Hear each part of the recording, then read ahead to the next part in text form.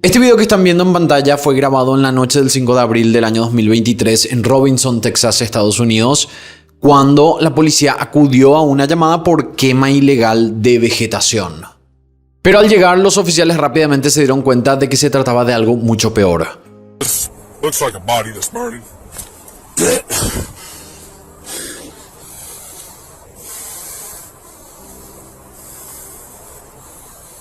Al costado del fuego se veía una pierna humana. Lo que se estaba quemando no eran plantas, sino que el cuerpo de una persona que estaba tan quemado que era imposible de reconocer.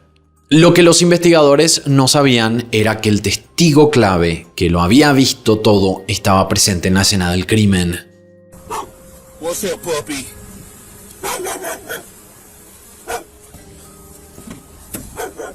Quédense a ver hasta el final del video porque este es un caso que no se puede creer.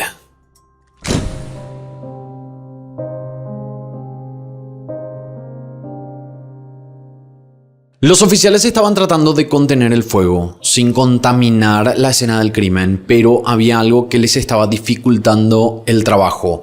Era un hermoso perrito blanco que se negaba a irse y no dejaba de ladrar desesperadamente. Los oficiales intentaban atrapar al perro, pero era imposible. Él no quería que lo atraparan y no se iba a ir. Uno de los policías incluso dijo que parecía que el perrito estaba tratando de decirles algo. El equipo de criminalística llegó al lugar, hicieron el levantamiento del cuerpo y se retiraron. Al día siguiente, ya con luz del día, un buen samaritano pasó por ese campo y vio que el perrito seguía ahí, pegado al lugar donde habían encontrado el incendio. Al acercarse, el perrito ya se encontraba más tranquilo. Se dejó tocar y esta persona llamó a control animal para que fueran a buscarlo.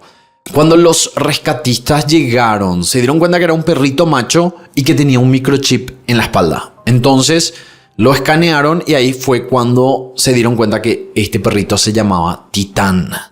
Lo llamativo de Titán era que se trataba de un labradoodle, una mezcla entre un labrador y un caniche o un poodle, o sea, era un perro de raza.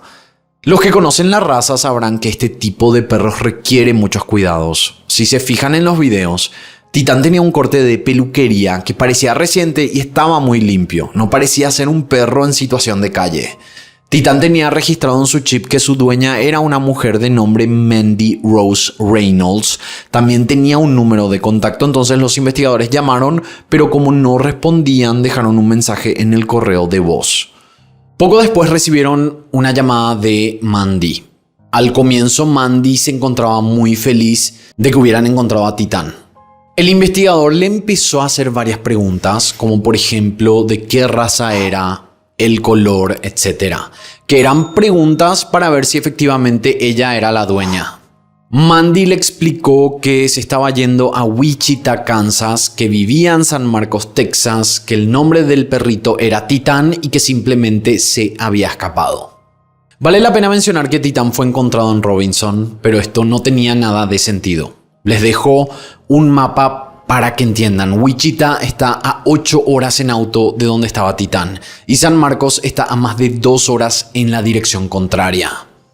O sea, no tenía sentido que Titán se hubiera escapado ni de Wichita ni de San Marcos porque tenía que recorrer mínimo 230 kilómetros para llegar hasta ahí, a menos que se hubiera escapado en alguna parada de camino a Wichita. El investigador conocía el área y le estaba costando entender cómo pudo haber recorrido tanto un perrito tan chico. Entonces le preguntó a Mandy dónde fue que Titán se había escapado, a lo que ella respondió que fue en la ciudad de Waco. Aquí tenía un poco más de sentido porque era más cerca, pero de igual manera la distancia era lo suficientemente larga como para que un perrito de ese tamaño recorriera de Waco a Robinson. No es imposible, pero era muy extraño. Era como que, no sé, no tenía tanto sentido. Y como dije, Titán estaba como recién salido de la peluquería, con su pelito blanco radiante y no parecía haber sido un perro perdido que recorrió por horas. Le preguntaron a Mandy si se había hospedado en Waco, pero ella dijo que no, lo cual de nuevo no tenía sentido. ¿De dónde realmente Titán se había escapado?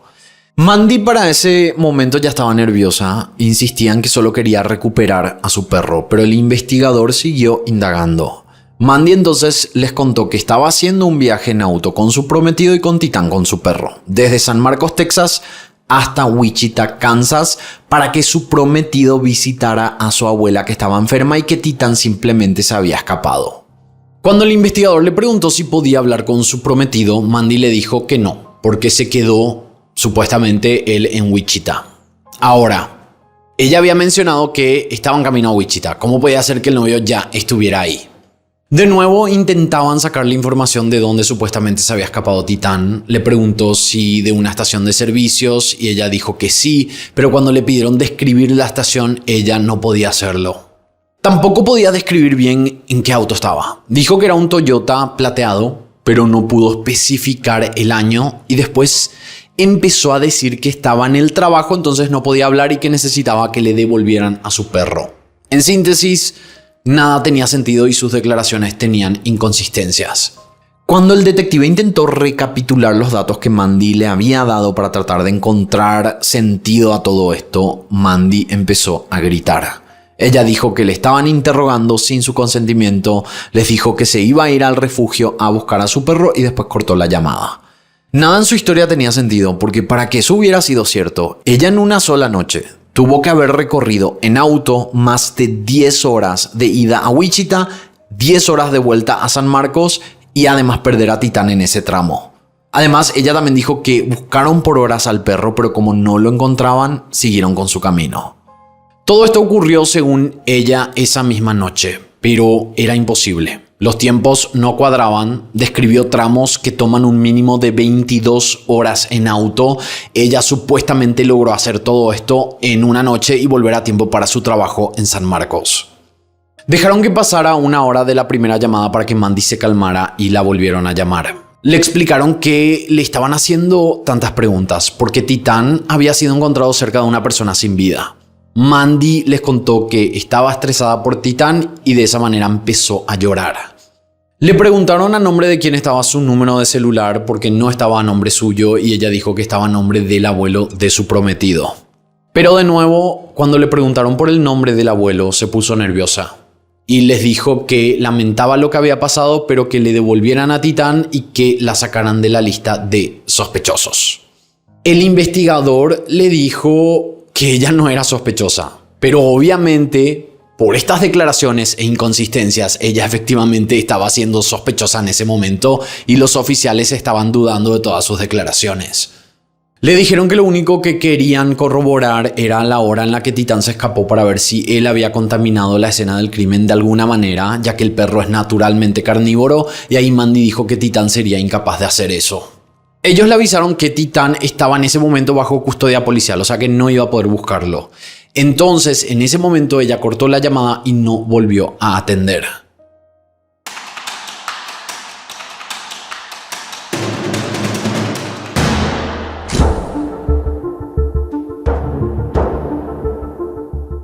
Los forenses determinaron que la persona había sido quemada en un contenedor de plástico y había una bala percutida en el contenedor. La causa de muerte fue por un disparo en la cabeza. El problema era que el cuerpo estaba en tan mal estado al momento de la autopsia que les iba a ser imposible identificar a la persona si es que no encontraban pistas. Tenían que tener al menos alguna sospecha de quién era para poder comparar con ADN o registros dentales. Intentaron comparar algunos detalles como la posible estatura con personas desaparecidas en el área, pero nada coincidía. Un detalle que llamó la atención de los investigadores fue la presencia de Titán en la escena del crimen y obviamente las llamadas con Mandy. Es por eso que consiguieron la dirección donde vivían Mandy y su prometido y mandaron una patrulla a San Marcos, Texas, para chequear que estuviera todo bien. La policía de San Marcos fue al departamento de Mandy. Cuando entraron, vieron que estaba completamente vacío y también averiguaron que ella tenía un auto anotado a su nombre, un Honda Accord negro que tampoco estaba en el lugar. Esto era muy extraño porque ella en la llamada había dicho que ya estaba de vuelta en San Marcos porque tenía que trabajar, pero su casa estaba vacía y había llevado su vehículo. Aquí a los investigadores les surgió la pregunta: ¿fue Mandy la culpable de este asesinato? ¿Y por qué dejó a su perro Titán en la escena del crimen? Esto se iba a responder 3 días después, porque la policía lanzó una alerta a los sistemas automáticos de identificación de placas que hay en los peajes de las rutas y saltó una alerta de que el auto de Mandy estaba en Wichita. Se dio aviso a una patrulla que estaba cerca y cuando le hicieron señales al auto para que parara, el auto aceleró a más de 160 kilómetros por hora y empezó una persecución policial que duró 30 minutos. El auto entró al estacionamiento de un supermercado, pero chocó contra otro vehículo que estaba estacionado. Entonces la persona manejando salió corriendo, pero no era Mandy, sino que se trataba de un hombre que entró a esconderse al supermercado. Después de unos minutos de haber evacuado a la gente del local comercial y allanar el lugar, encontraron a este hombre acurrucado en una repisa en la parte de enlatados. Este hombre había consumido tantas sustancias que cuando lo arrestaron se le caía la cabeza. Perdía y recuperaba la conciencia de un minuto a otro y lo tuvieron que llevar arrastrado porque no podía mantenerse de pie. Por suerte ningún oficial ni civil salió herido en la persecución y tampoco con el choque del auto.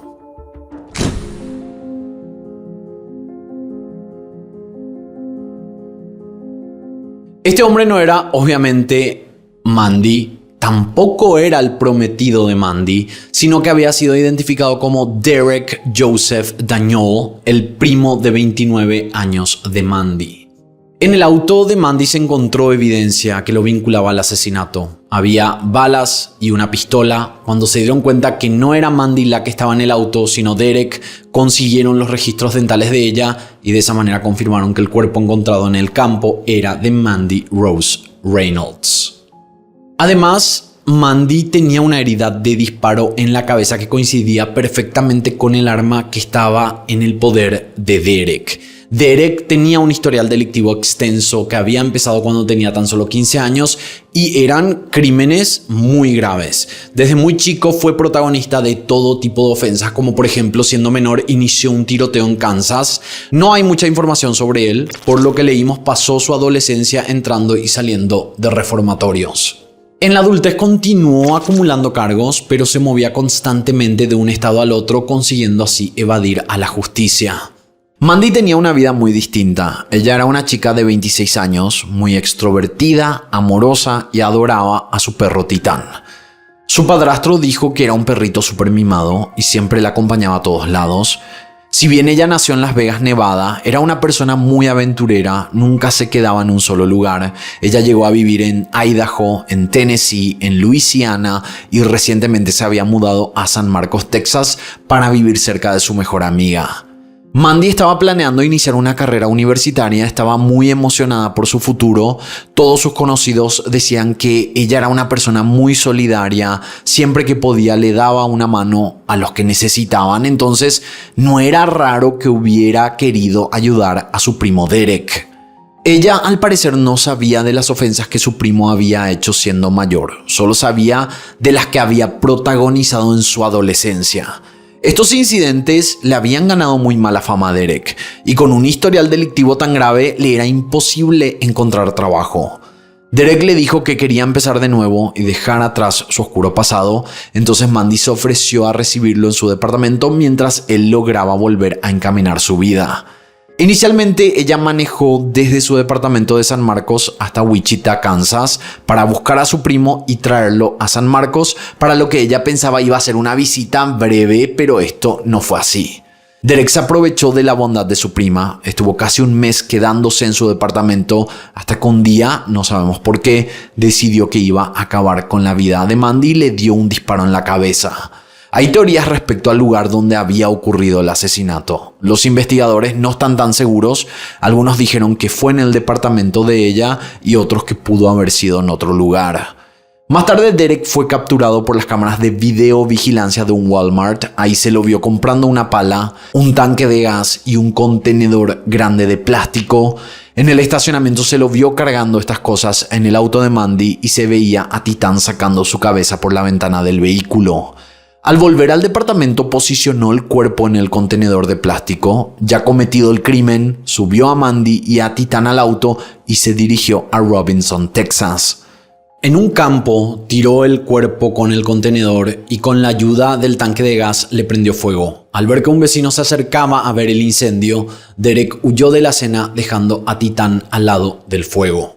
Luego de escapar, Derek rentó un camión de mudanzas que usó para cargar todas las pertenencias de Mandy y lo dejó abandonado a kilómetros del departamento. Se cree que todo esto del camión de mudanzas, Derek lo había hecho para despistar y hacer creer a la gente, a su familia y amigos, incluso a las autoridades, que se había mudado porque, como comentamos al comienzo, ella solía mudarse mucho. Y tenemos que decir que el plan de Derek hubiera funcionado a la perfección de no ser por Titán.